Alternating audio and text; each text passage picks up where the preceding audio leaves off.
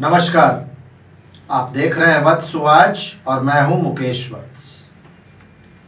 Psychic के साथ वार्तालाप, अ कन्वर्सेशन विद साइकिक का यह अंतिम वीडियो है, थर्ड और फाइनल वीडियो है। इसके पहले के दो वीडियोस को आप लोगों ने काफी सराहा है। आप में से हजारों लोगों ने कमेंट्स किया है और तीसरे वीडियो की मांग जल्द से जल्द की है। यह वीडियो मैं कल ही बनाना चाहता था, लेकिन हमारे सोसाइटी की एक महिला के दुखद देहांत के वजह से कल हम लोग इस वीडियो को शूट नहीं कर पाए।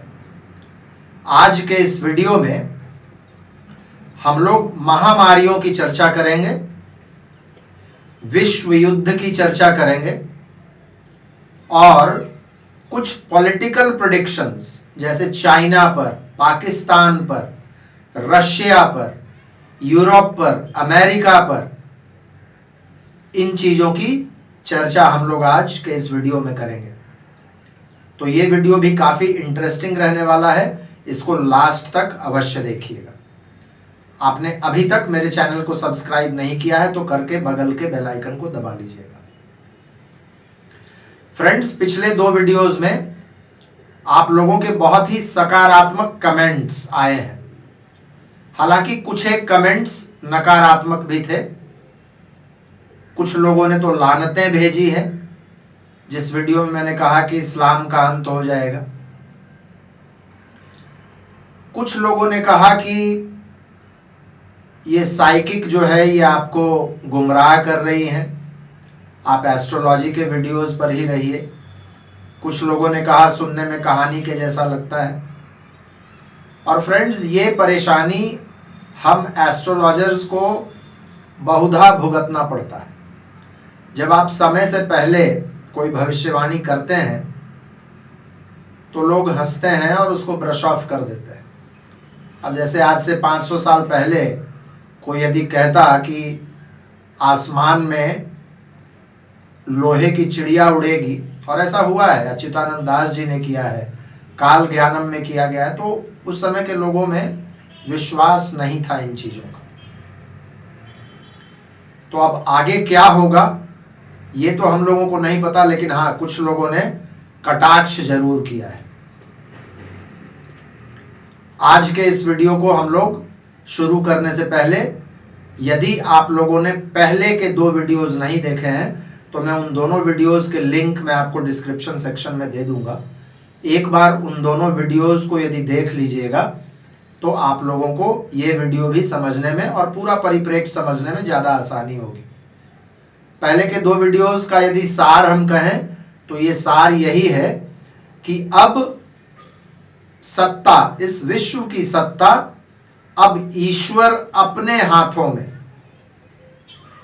लेने को एक तरीके से बाध्य हो चुके हैं, और उस प्रोसेस की शुरुआत आज से लगभग 10 वर्ष पहले से ही शुरू हो चुकी है।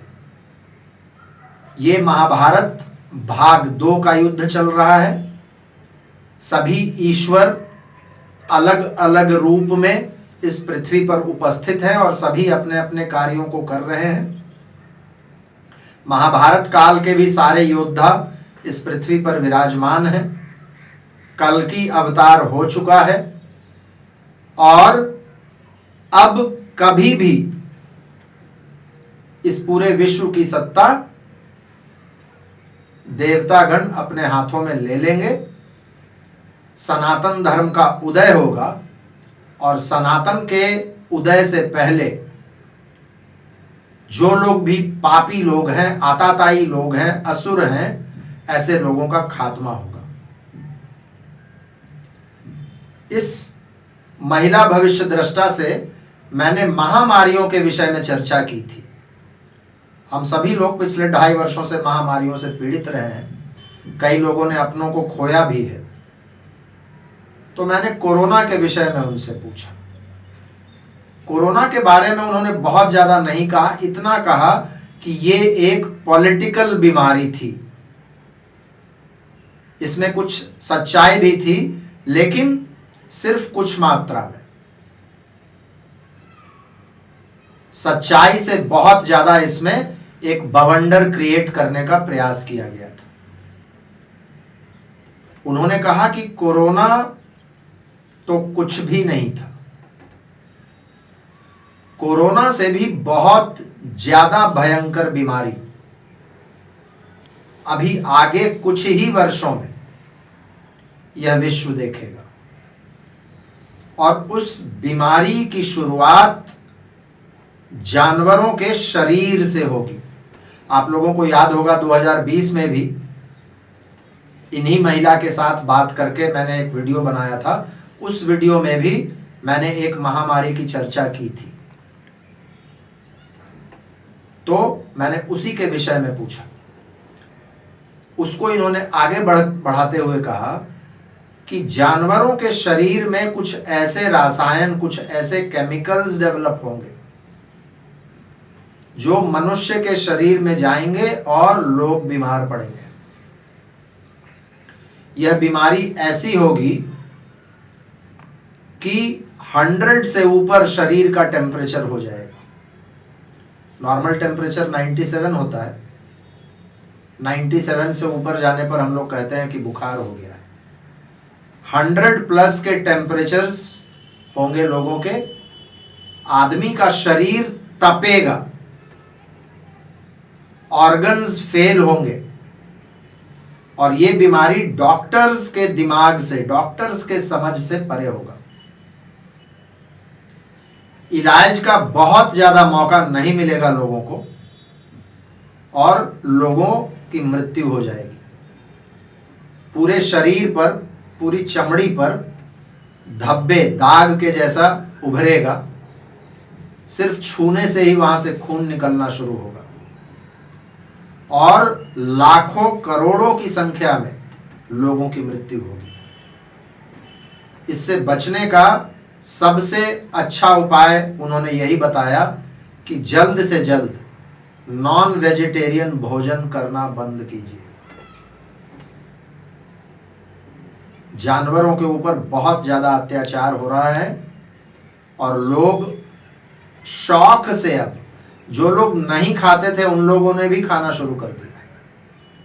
उन्होंने हंसते हुए कहा कि नॉन वेजिटेरियन चीजों की कीमत सिर्फ क्रिश्चियंस और मुसलमानों की वजह से नहीं बढ़ी है,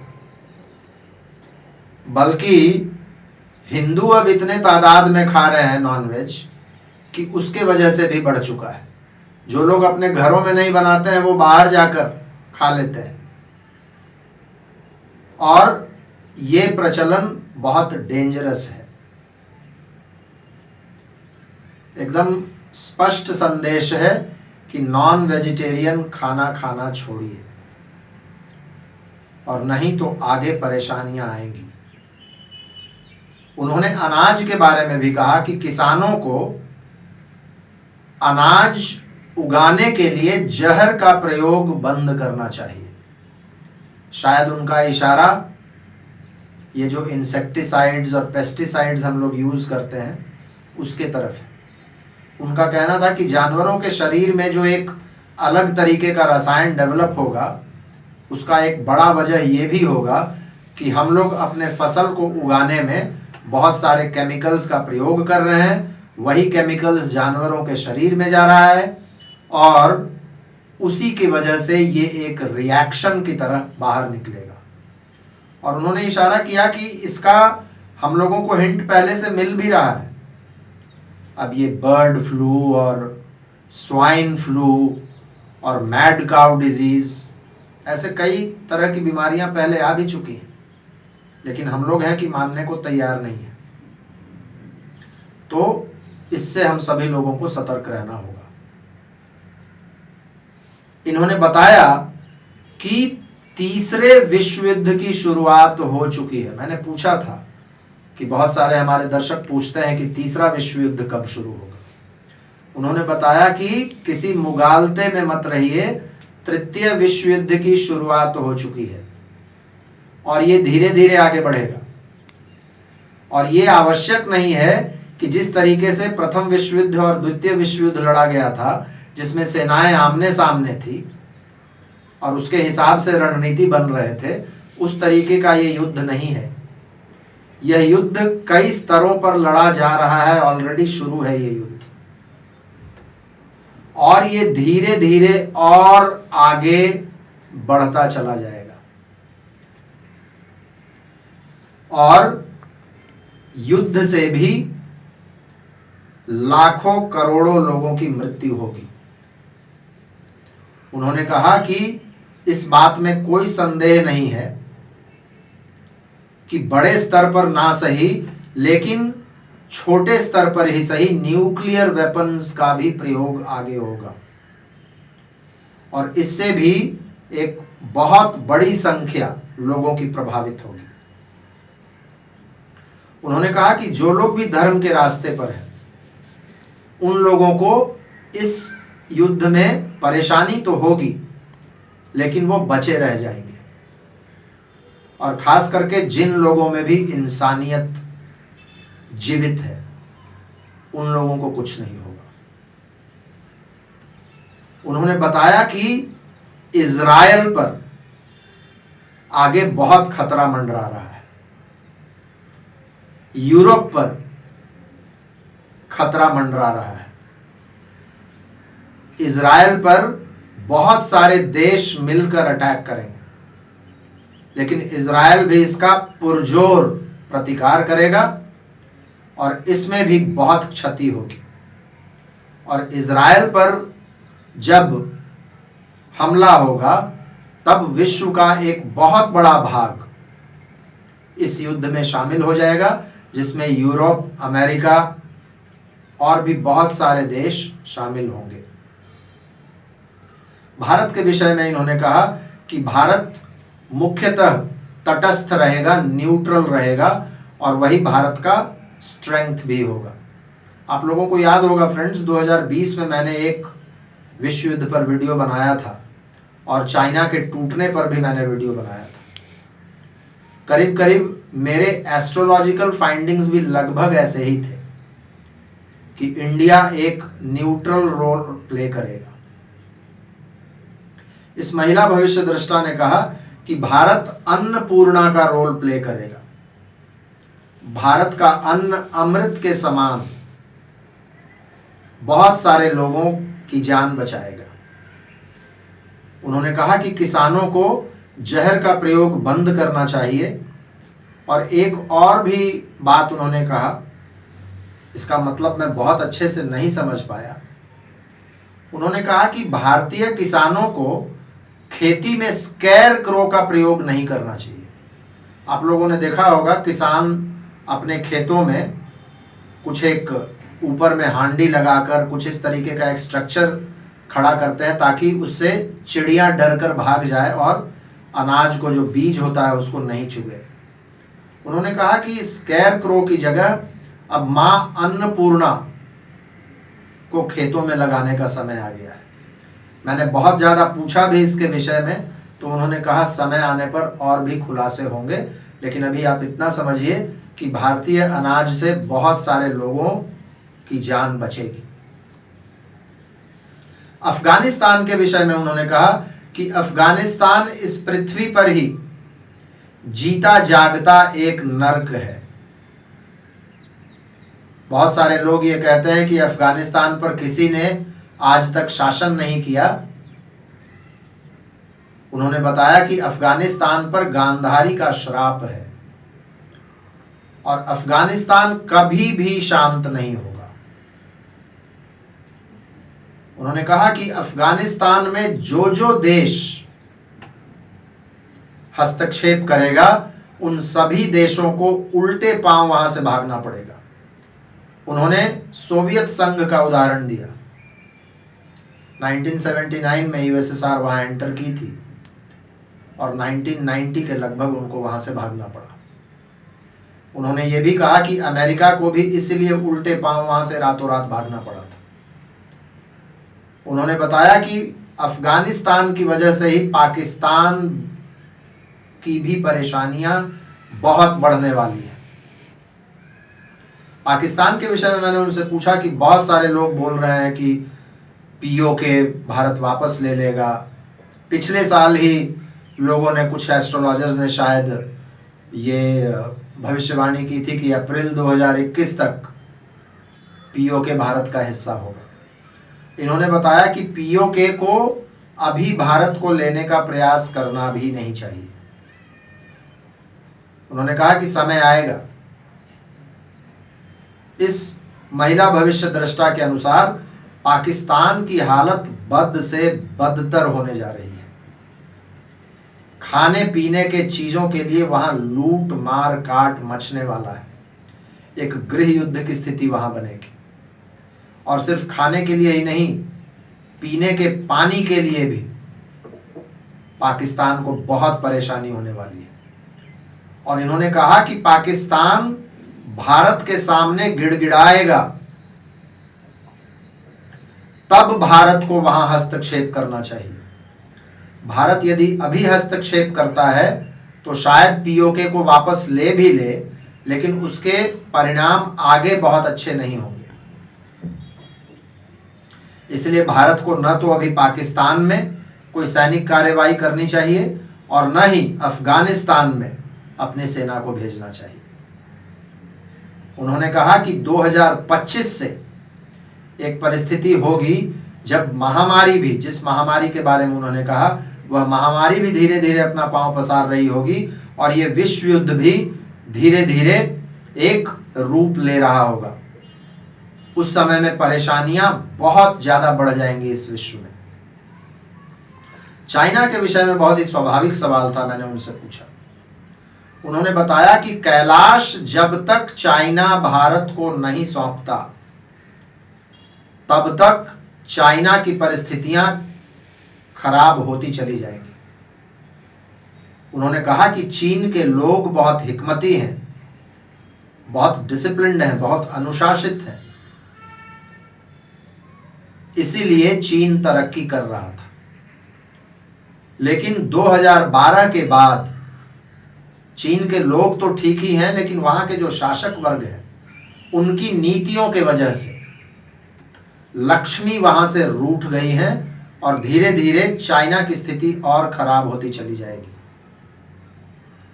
इस महिला भविष्य दृष्टा के अनुसार कैलाश पर चीन ने बहुत कुछ करने का प्रयास किया है, बहुत सारे प्रयोग किए हैं और उसमें वैज्ञानिक प्रयोग भी हैं। वहां के पर्वतारोहियों ने कैलाश पर चढ़ने का प्रयास किया है और भी कई तरह के हथकंडे उन्होंने अपनाए हैं। और इसके वजह से महादेव का कोप भी चीन के ऊपर है। और चीन यदि 2025 के बाद तक, 2025 से 28 उन्होंने कहा, इस समय के बीच में यदि चीन कैलाश को भारत को नहीं सौंपता है और तिब्बत के लोगों पर अत्याचार यदि नहीं करता है, तो चाइना कई भागों में विभक्त हो जाएगा। आप लोग यदि मेरे चैनल को पहले से फॉलो कर रहे हैं तो आप लोगों को याद होगा, चाइना पर भी मैंने एक वीडियो बनाया था 2020 में, जिसमें मैंने बहुत स्पष्ट जगहों का नाम लेकर मैंने बताया था कि कौन कौन से प्रांत चाइना से अलग होंगे। उसमें मैंने कहा था कि चाइना 7 भागों में बटेगा। स्पष्ट उसमें मैंने उन प्रांतों का नाम भी बताया है, हेलोंगजियांग, क्सिनजियांग, तिब्बत, 7 प्रांतों का मैंने नाम बताया। एक बार उस वीडियो को भी आप लोग अवश्य देखिए। तो इस तरीके से चीन का नाश होगा, ये इस महिला साइकिक ने प्रिडिक्ट किया है। मैंने सुशांत सिंह राजपूत के विषय में उनसे पूछा। मैंने कहा कि सुशांत सिंह राजपूत के बारे में मेरे बहुत सारे दर्शक हैं, बहुत सारे मित्र हैं जो हमेशा प्रश्न पूछते रहते हैं। सुशांत सिंह राजपूत केस में आखिर क्या होगा, ये मैंने उनसे पूछा। और मैंने उनको ये भी बताया कि मैंने सुशांत सिंह राजपूत के बारे में एक वीडियो भी बनाया था, जिसमें मैंने कहा था कि 2021 जुलाई तक यह केस किसी निर्णायक स्थिति में पहुंचेगा। इस महिला भविष्य दृष्टा ने बताया कि सुशांत सिंह राजपूत को न्याय मिल चुका है। उन्होंने बताया कि न्याय के रास्ते सिर्फ न्यायालय और जेलों से होकर ही नहीं गुजरते हैं। न्याय कई तरीके से होता है। इन्होंने कहा कि सुशांत सिंह राजपूत एक बहुत ही पवित्र आत्मा था और उस पवित्र आत्मा पर बहुत सारे लोगों ने कई तरह के अत्याचार किए, उनके मित्रों से लेकर उनके दुश्मनों तक। और जिन लोगों ने भी सुशांत सिंह राजपूत के साथ कोई भी गलत हिमाकत की है, उन सभी लोगों की स्थिति आज बहुत ही खराब है। चाहे तो वो ड्रग सप्लाई करने वाले हो, चाहे तो वो ड्रग देने वाले हो, चाहे तो उस केस को प्रभावित करने के प्रयास में जो लोग थे उन लोग हों। इन्होंने बताया कि उन सभी लोगों की स्थिति बहुत खराब है। उन्होंने सुशांत सिंह के बारे में कहा कि सुशांत सिंह आज सूक्ष्म जगत में उपस्थित है, बहुत ही पवित्र आत्मा था और बहुत ही खुश है वो। सनातन धर्म के विषय में उन्होंने बतलाया कि तृतीय विश्व युद्ध और महामारियों से जब पूरी दुनिया त्रस्त हो जाएगी तो 2027-28 के बाद बहुत सारे देशों में और खास करके उन देशों में जो महामारी से ज्यादा प्रभावित होंगे, जो इस युद्ध की विभीषिका से ज्यादा प्रभावित होंगे, वैसे देशों में सनातन का वैल्यू, सनातन का महत्व, सनातन मूल्यों के प्रति लोगों का आकर्षण बढ़ेगा। और उसमें प्रमुखता से उन्होंने रूस का नाम लिया, अमेरिका का नाम लिया, अफ्रीका का नाम लिया, दक्षिण अमेरिका का नाम लिया, यूरोप का नाम लिया और मिडिल ईस्ट का भी नाम लिया।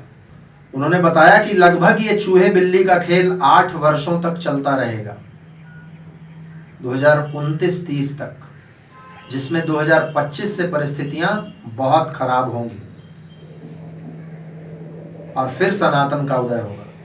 फ्रेंड्स, मैं आप लोगों को बता दूं, बहुत सारे लोगों ने कहा कि ये महिला साइकिक आपको वही बात बता रही हैं जो भविष्य मालिका में लिखा हुआ है।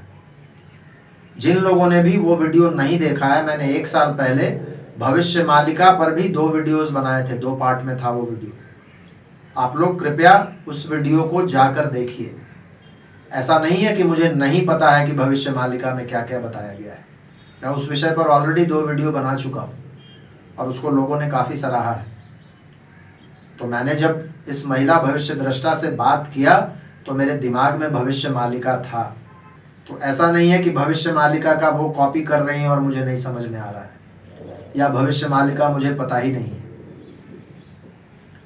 तो फ्रेंड्स, करीब करीब ये तीनों वीडियो में जो भी बातचीत मेरी हुई थी उसको मैंने उतारने का प्रयास, जितनी कैपेबिलिटी मेरी है और जितना समझ है, जितना विवेक है, उसके अनुसार मैंने किया है। मुझे उम्मीद है आप लोगों को आज का भी यह वीडियो पिछले दोनों वीडियो की तरह अच्छा लगा होगा। यदि अच्छा लगा हो तो कृपया इसको लाइक कीजिएगा, वीडियो को ज़्यादा से ज़्यादा लोगों के बीच में शेयर कीजिएगा। अपना प्यार, अपना आशीर्वाद इसी तरीके से मुझ पर बनाए रखिएगा। आज के लिए बस इतना ही। फिर से मिलते हैं हम लोग अगले किसी वीडियो में किसी और विषय के साथ। तब तक के लिए बहुत बहुत धन्यवाद। हर हर महादेव।